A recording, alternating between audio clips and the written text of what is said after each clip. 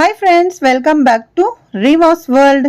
இன்னைக்கு நம்ம ரிவாஸ் வேர்ல்டுல என்ன ரெசிபி அப்படின்னு பார்த்தீங்கன்னா தீபாவளி ஸ்பெஷல் ரெசிபீஸ்ல இன்னைக்கு சாத்தூர் ஸ்டைல்ல ஒரு காரா சேவு தான் நம்ம இன்னைக்கு பார்க்க போறோம்.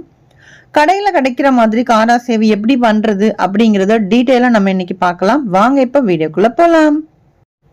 இப்போ ஃபர்ஸ்ட் ஒரு மிக்ஸி கப்பு எடுத்து வச்சிருக்கேன். இதுல ஒரு 10 காஞ்ச மிளகாய் எடுத்துக்கோங்க. உங்களுக்கு காரம் ரொம்ப வேண்டாம் அப்படின்னா நீங்க காரத்தோட அளவை குறைச்சிக்கோங்க. ஃபர்ஸ்ட் இந்த மிளகாவை சுத்தி எடுத்துக்கலாம். காஞ்ச மிளகாவை நல்லா ஒரு சுத்தி எடுத்துக்கிறேன். ஏன்னா இது தண்ணி சேர்த்து அரைக்கிறதுக்கு முன்னாடி இந்த மாதிரி சுத்திக்கிட்டீங்க அப்படின்னா உங்களுக்கு அரைக்கிறதுக்கு ஈஸியா இருக்கும். ஸோ அதனால ஃபர்ஸ்ட் இந்த மாதிரி சுத்தி எடுத்துட்டேன். இப்போ இதுல ஒரு 10ல இருந்து 12 பூண்டு பல் சேர்த்துக்கோங்க. அதே மாதிரி ஒரு அரை டீஸ்பூன் அளவுக்கு ஜீரகமும் சேர்த்துக்கோங்க. சேர்த்துட்டு இப்போ இதை தண்ணி ஊற்றிட்டு நீங்கள் நல்லா பேஸ்ட் மாதிரி அரைச்சி எடுத்துக்கலாம். இப்போ நான் அரைச்சி ரெடியாக இருக்கு பாருங்க. இது இப்போ சைடில் இருக்கட்டும். இப்போ மாவோட அளவு பார்த்துக்கலாம். இப்போ நான் மெஷர்மெண்ட் கப்பில் 2 கப்பு கடலை மாவு எடுத்துக்கிறேன். அதுக்கு 1 கப்பு பச்சரிசி மாவு நான் எடுத்துக்கிறேன். நீங்கள் வீட்டில் இருக்கிற கிண்ணம் கிளாஸ் எது வேணாலும் நீங்கள் சூஸ் பண்ணிக்கோங்க. 2 பங்கு கடலை மாவு அப்படின்னா 1 பங்கு பச்சரிசி மாவு. நீங்கள் எந்த அளவு வேணாலும் நீங்கள் எடுத்துக்கோங்க, ஒன்றும் பிரச்சனை இல்லை. இப்போ இதில் 1 டீஸ்பூன் அளவுக்கு ஜீரகம் சேர்த்துருக்கேன். இப்போ இதில் பெருங்காய பொடி பார்த்தீங்க அப்படின்னா ஒரு 1/4 டீஸ்பூனுக்கு மேலேயே நான் சேர்த்துக்கிறேன். பெருங்காய பொடியோட அளவு கொஞ்சம் ஜாஸ்தியாகவே இருக்கட்டும், அப்போ தான் நல்ல ஒரு வாசனையாகவும் இருக்கும். அது உடம்புக்கும் ரொம்பவே நல்லதுன்றதுனால கொஞ்சம் சேர்த்துக்கிறேன். இப்போ இதுக்கு தேவையான அளவுக்கு உப்பு சேர்த்துக்கோங்க. சேர்த்துட்டு நம்ம அரைச்சி வச்சிருந்தோம் இல்லையா மிளகாய் பேஸ்ட்டு, அதையும் சேர்த்துக்கோங்க. இப்போ இந்த மாவில் பார்த்தீங்கன்னா இந்த மசாலா எல்லாமே மிக்ஸ் ஆகணும் இல்லையா, நம்ம உப்பு இதெல்லாம் சேர்த்துருக்கோம் இல்லையா, அதனால் மிக்ஸ் பண்ணுறதுக்காக ஃபர்ஸ்ட் வெறும் தண்ணி ஊற்றாமல் இப்போ மாவில் நல்லா மிக்ஸ் பண்ணி விடுங்க. இந்த டைமில் நீங்கள் எண்ணெய் சேர்க்குறதா இருந்தாலும் எண்ணெயும் சேர்த்துட்டு நீங்கள் மிக்ஸ் பண்ணிக்கோங்க. எண்ணெய் இல்லைன்னா நெய் எது வேணாலும் சேர்த்துட்டு மாவை இந்த மாதிரி நல்லா மிக்ஸ் பண்ணிடுங்க. அதுக்கப்புறமா தான் தண்ணி சேர்க்கணும். நான் மிக்ஸி கப்பை கொஞ்சம் கழுவிட்டு அதையும் சேர்த்துக்கிட்டேன். இப்போ இது போக தண்ணி எவ்வளோ தேவையோ கொஞ்சம் கொஞ்சமாக நீங்கள் ஊற்றிட்டு மாவை நல்லா பதமாக பிசைஞ்சிக்கலாம். நான் மாவு எந்த அளவுக்கு பிசைஞ்சிருக்கணும் அப்படிங்கிறத நான் உங்களுக்கு லாஸ்ட்டில் காமிக்கிறேன். ஏன்னா இந்த மாவு பார்த்தீங்க அப்படின்னா நம்ம கரண்டியில் தேய்ச்சி செய்வாங்க இல்லையா, கார சேவை அப்படின்னாலே ஒரு கரண்டியில் அடியில் எண்ணெய் இருக்கும், மேலே கரண்டி இருக்கும், அதில் தேய்ச்சி விடுவாங்க. ஸோ அந்த பதத்தில் தான் இப்போ நம்ம முறுக்கு உலக்கில் போட்டு செஞ்சாலுமே நம்ம அந்த பதத்தில் தான் நம்ம மாவை பிசையணும். ஸோ இந்த அளவுக்கு பதமாக நம்ம பிசைஞ்சு ரெடியாக வச்சுருக்கோம். இப்போ ஒரு சைடில் எண்ணெய் காய வச்சுருக்கேன். இப்போ முறுக்கு உலக்கு நான் எடுத்துகிட்டு உங்களுக்கு காமிக்கிறேன்.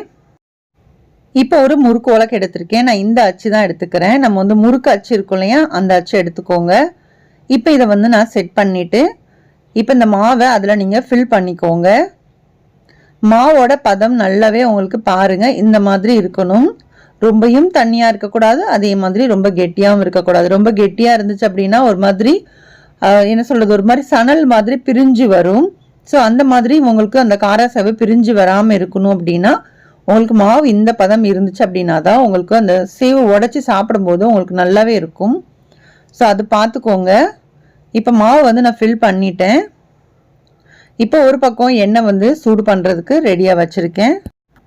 எண்ணெயும் பார்த்தீங்க அப்படின்னா ஓவராக சூடாகக்கூடாது. ஓரளவுக்கு சூடானதுக்கு அப்புறமா அடுப்போட அனலை குறைச்சி வச்சுக்கோங்க. தீயை குறைச்சி வச்சுக்கிட்டு அதுக்கப்புறமா தான் நீங்கள் போடணும். ஸோ இப்போ நான் மாவு கொஞ்சமாக டெஸ்டிங்காக கொஞ்சமாக போட்டேன் பாருங்கள், நல்லா மேலே பொரிஞ்சு வருது. ஸோ இந்த டைமில் இந்த முறுக்கு உலக்கில் இருந்து இந்த சேவை பிழியும் போதே நான் கட் பண்ணியே தான் நான் விடுறேன். ஸோ பெருசாக பிழிஞ்சிட்டு அதுக்கப்புறமா நீங்கள் உடைக்கிறதோட இந்த மாதிரி கட் பண்ணி விட்டீங்க அப்படின்னா அந்த கடையில் கிடைக்கும் இல்லையா, அந்த தேய்ச்சி விடுவாங்க இல்லையா, அதே மாதிரி உங்களுக்கு கிடைக்கும். ஸோ அதுக்காக தான் நான் இந்த மாதிரி நான் கட் பண்ணி எடுத்து விட்டுறேன். ஸோ இது கொஞ்சம் உங்களுக்கு வேலை ஜாஸ்தியாக இருக்கிற மாதிரி இருக்கும், ஆனால் உங்களுக்கு நல்லா இருக்கும் உங்களுக்கு.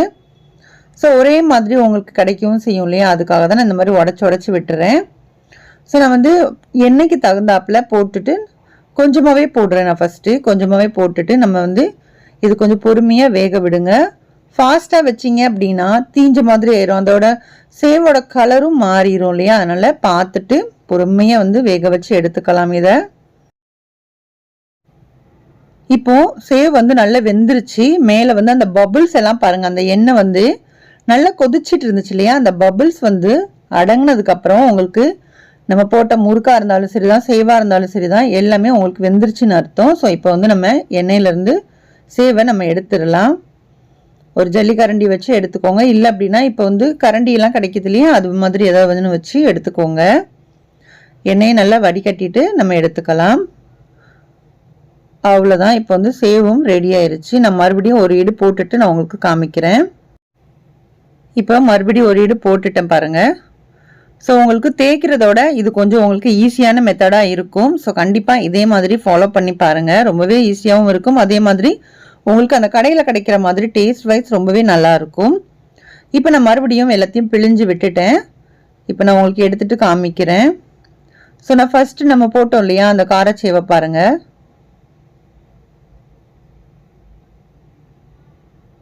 அந்த கடையில் கிடைக்கிற மாதிரி நல்லா வந்து உங்களுக்கு நல்ல வாசனையாகவும் இருக்கும்.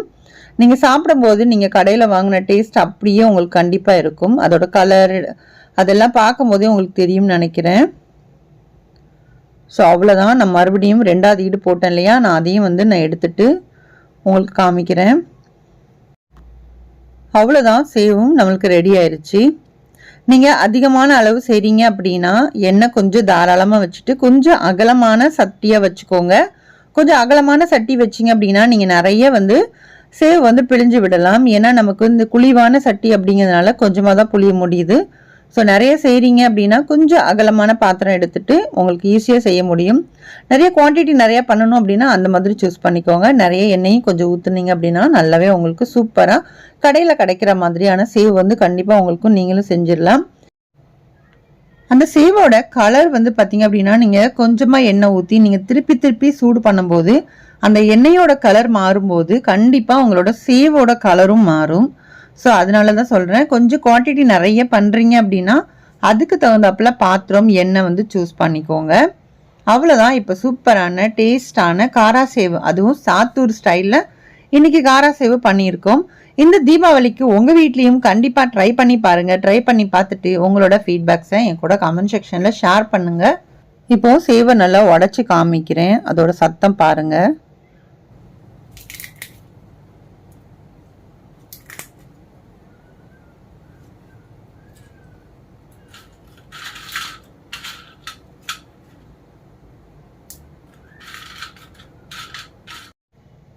இப்போ நான் உங்களுக்கு சேவ் காமிச்சிருக்க பாருங்கள். கடையில் கிடைக்கிற மாதிரின்னு ஏன் சொன்னேன் அப்படின்னா உங்களுக்கு அந்த கரண்டியில் தேய்ச்சி விட்டால் 2 பக்கமும் இந்த மாதிரி தான் இருக்கும். சப்போஸ் நம்ம வந்து முறுக்கு உலக்கில் போட்டோம் அப்படின்னா நம்ம உடைக்கும் போது அந்த வெள்ளையாக இருக்கும். 2 சைடு நம்ம உடைக்கும் போது வெள்ளை வெள்ளையாக இருக்கிற மாதிரி இருக்கும். ஸோ ஆனால் நம்ம கடையில் வாங்குறதுல பார்த்தீங்கன்னா அந்த கரண்டியில் தேய்ச்சிருப்பாங்க இல்லையா, அது 2 சைடுமே வந்து அந்த வெள்ளையாக இருக்கிற மாதிரி இருக்காது.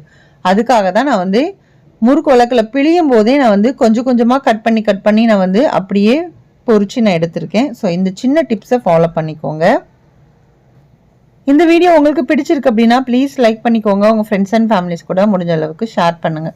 நம்மளோட ரிவாஸ் வேர்ல்ட் சேனலை சப்ஸ்கிரைப் பண்ணலன்னா சப்ஸ்கிரைப் பண்ணிவிட்டு சப்போர்ட் பண்ணுங்கள். தேங்க்யூ.